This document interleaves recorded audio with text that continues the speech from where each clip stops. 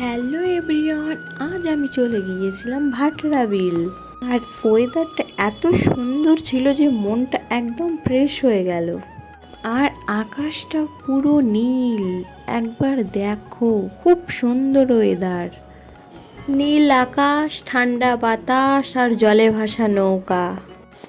আর আমি ওই পার দেখানোর চেষ্টা করছিলাম যতটা জুম করে দেখানো যায়, কারণ বিলে এই পার থেকে ওই পার দেখা যায় না। আরও যখন জল বাড়বে কোনো কিছুই দেখা যাবে না, এই পার ওই পার কিছুই দেখা যায় না।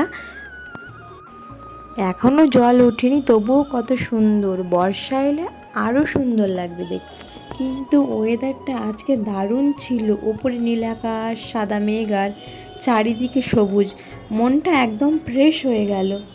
জলের জায়গাগুলোতে পুরো কচুরি পানা জমে আছে।